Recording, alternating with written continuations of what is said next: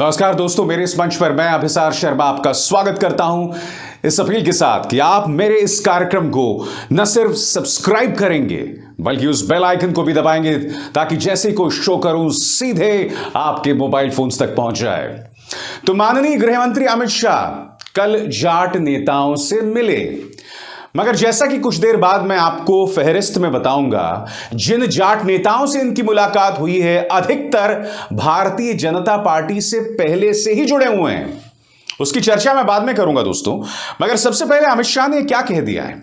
अमित शाह ने एक तो जयंत चौधरी, रालोद के जयंत चौधरी जिनका अखिलेश यादव के साथ गठबंधन है, उन्हें रिझाने का प्रयास किया। उनके बारे में कहा कि जयंत चौधरी एक सही आदमी है जो गलत पार्टी में है। फिर यह मान्यवर प्रवेश साहिब सिंह जो कि एक महान जाट नेता साहिब सिंह वर्मा के बेटे हैं, और सिर्फ बेटे ही हैं, उनकी विरासत से उन्होंने कुछ नहीं सीखा है। ये कह रहे थे कि जाट नेता जो हैं वो जयंत चौधरी को समझाएंगे और देखिएगा वो हमारे साथ शामिल हो जाएंगे, फलाना ढिमकाना। और जो प्रवेश साहिब सिंह इस वक्त किसान नेताओं, जाट नेताओं के सामने गिड़गिड़ा रहे हैं, उनका ठीक एक साल पहले का यह बयान देखिए। टिकैत का टिकट तिहाड़ जेल में कट गया है। जी हां, इस तरह से किसान नेताओं, जाट नेताओं का ये लोग मजाक उड़ा रहे थे। जब राकेश टिकैत इस तरह से किसानों के लिए, आंदोलन के लिए रो रहे थे, तब उनकी रुदाली का भी मजाक उड़ाया था इनके पालतू प्रचार तंत्र ने और प्रवेश साहिब सिंह जैसे नेताओं ने। इस एक रुदाली ने पूरे किसान आंदोलन की दिशा बदल दी थी। मगर सबसे पहले मैं आपका ध्यान खींचना चाहूंगा अमित शाह ने क्या कहा। अमित शाह ने कहा कि भाई जाटों से हमारा बहुत पुराना रिश्ता है, 650 साल पुराना रिश्ता है। 650 साल पहले जाटों ने भी मुगलों से जो है मुकाबला किया था और हम भी मुगलों से मुकाबला कर रहे हैं। अमित जी ऐसा नहीं बोलते, आप मुझे बताइए ना, आज आप किन मुगलों से मुकाबला कर रहे हैं? या फिर आप ऐसा तो नहीं कह रहे हैं कि 650 साल पहले भारतीय जनता पार्टी मुगलों से मुकाबला कर रही थी? अमित शाह ने यह बात कह दी और किसी भी मीडिया में इस बात को लेकर बहस नहीं हुई। यह सीधे सवाल इस देश की, उत्तर प्रदेश की जनता और उसके वोटर की इंटेलेक्ट, बुद्धिमत्ता पर सवाल है। अमित शाह ऐसी बात कह जाएंगे और उसे कोई चुनौती नहीं देगा। आप सब जानते हैं दोस्तों, भारतीय जनता पार्टी 70 और 80 के दशक में वजूद में आई है। उससे पहले जनसंघ था, बीजेपी का कोई नामो निशान नहीं था। अमित शाह जी को इस सवाल का जवाब देना चाहिए कि मुगलों से लड़ना तो बहुत दूर की बात, पहले आप हमें यह प्रमाणित कीजिए कि आप जिस विचार से निकल कर आए हैं, यानी कि हिंदू महासभा और आरएसएस, क्या उन्होंने अंग्रेजों का मुकाबला किया था? अमित जी इन सवालों का जवाब दीजिए। सवाल नंबर 1, भारत छोड़ो आंदोलन, आरएसएस ने जब देश भारत छोड़ो आंदोलन में शिरकत कर रहा था तो आरएसएस ने उसका विरोध क्यों किया था? सवाल नंबर 2, आरएसएस उस वक्त मुस्लिम लीग के साथ क्यों खड़ा था? सवाल नंबर 3, श्यामा प्रसाद मुखर्जी जिनकी तस्वीर आप हर जगह पेश करते हैं, उन्होंने अंग्रेजों को खत लिखकर यह क्यों कहा था कि हम भारत छोड़ो आंदोलन में विश्वास नहीं करते? और इसके बाद एक और सवाल, सावरकर ने आखिर अंग्रेजों से बार बार माफी क्यों मांगी थी? और आप बात करते हैं कि आपने मुगलों से लड़ाई लड़ी थी। उनके बयान में क्या दिखाई देता है दोस्तों? हालांकि ऐसा नहीं है कि यह कोई बहुत ही बेवकूफी वाला बयान है, नहीं नहीं नहीं नहीं साहब, अमित शाह कभी भी कोई बेवकूफी वाला काम नहीं करते हैं। इसके पीछे की सियासत समझिए। उन्हें लगता है कि जाट एक बार फिर हिंदू मुस्लिम सियासत में भ्रमित हो जाएगा। मुगलों का नाम लिया, उन्होंने मौजूदा दौर के मुसलमानों को मुगल बनाने का प्रयास किया है। इस सोच को समझिए दोस्तों। और मीडिया में किसी ने इस बात को चुनौती नहीं दी, कायदे से इस पर बहस होनी चाहिए थी। अमित शाह जी की जो घोर सांप्रदायिकरण राजनीति की आलोचना होनी चाहिए थी। और यही नहीं, इस बयान की बुद्धिमत्ता पर भी सवाल किए जाने चाहिए थे कि 650 साल पहले ऐसे कौन से मुगल थे जिनके साथ बीजेपी मुकाबला कर रही थी और जाटों के साथ कंधे से कंधा मिलाकर चल रही थी। दोस्तों अब मैं आपको बतलाने वाला हूं कि वो कौन कौन से जाट नेता थे जो अमित शाह से मुलाकात कर रहे थे। एक एक करके आपकी स्क्रीन पर। सबसे पहले दोस्तों भारत समाचार की खबर देखिए जो आपके स्क्रीन पर आप यहां पर देख सकते हैं। ये जो दिखाई दे रहे हैं ये हैं कृष्णपाल सिंह। कौन है कृष्णपाल सिंह? एक एक करके इनकी असलियत आपके सामने। कृष्णपाल सिंह बीजेपी युवा मोर्चा के महामंत्री हैं। अब इसके अलावा और कौन कौन से जाट नेता थे मैं आपको बताता हूं। संजय चौधरी बीजेपी नेता, डॉक्टर अतुल तेवतिया अध्यक्ष जिला पंचायत बुलंदशहर, गौरव तेवतिया बीजेपी मंडल अध्यक्ष, प्रताप चौधरी बीजेपी नेता, पंकज सिंह बीजेपी नेता जो कि अलका रेस्टोरेंट के मालिक हैं।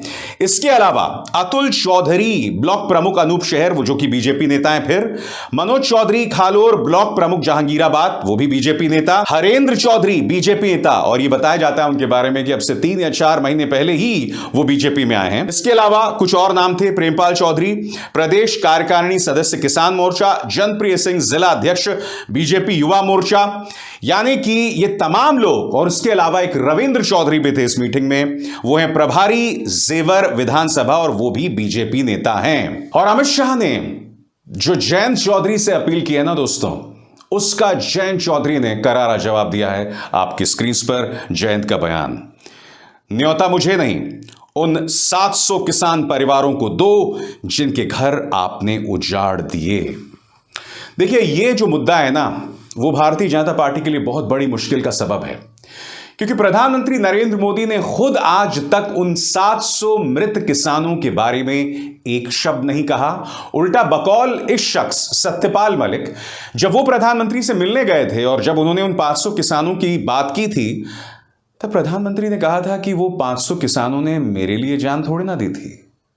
आप समझ रहे हैं? किसान और जाट नेताओं के जहन में यह बात है।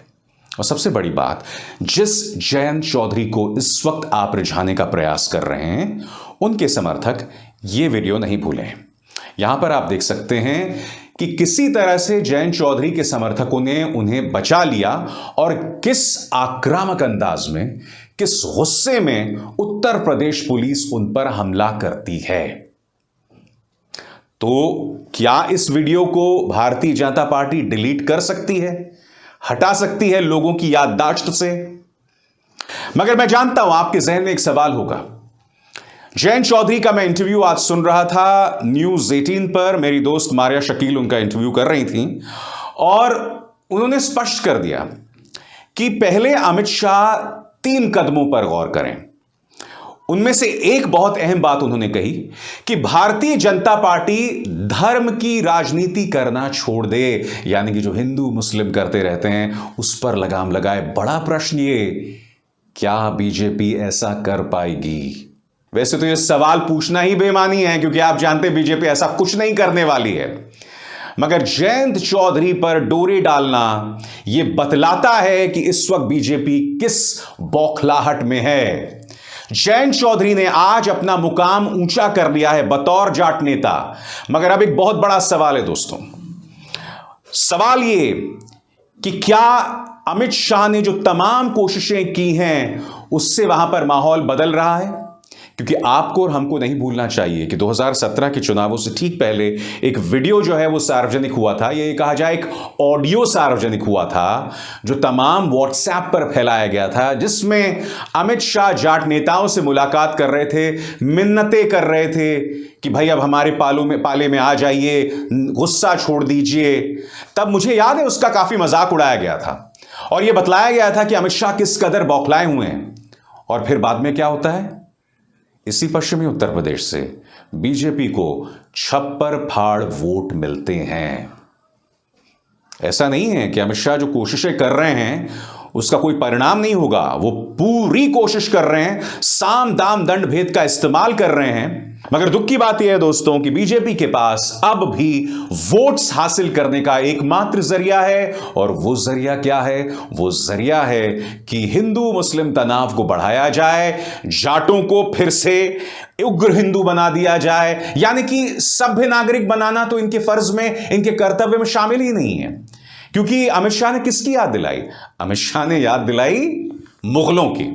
अब मैं आपको एक और चीज दिखाता हूं दोस्तों, और यह तस्वीर अपने आप में बहुत मायने रखती है।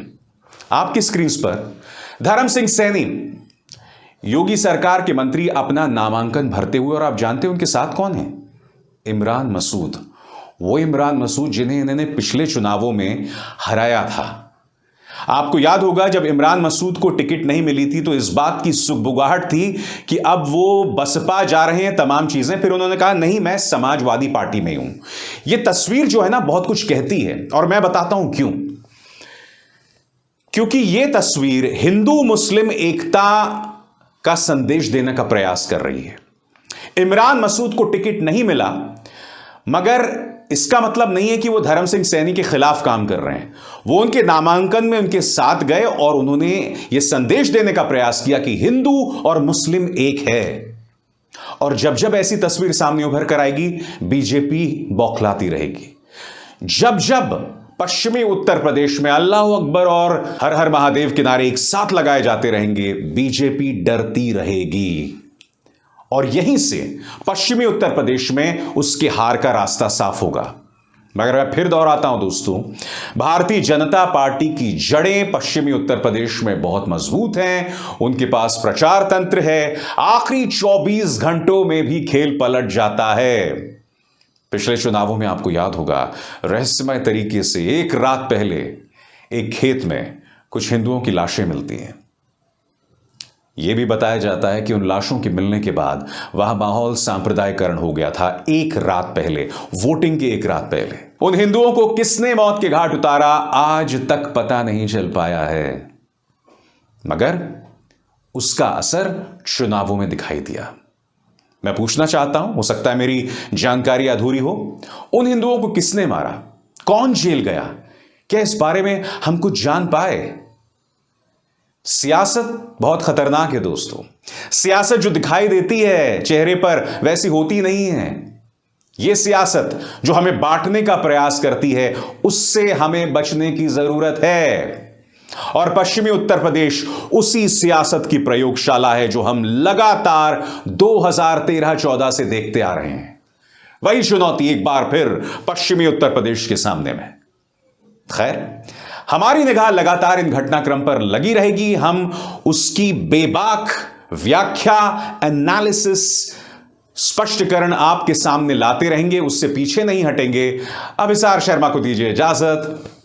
नमस्कार।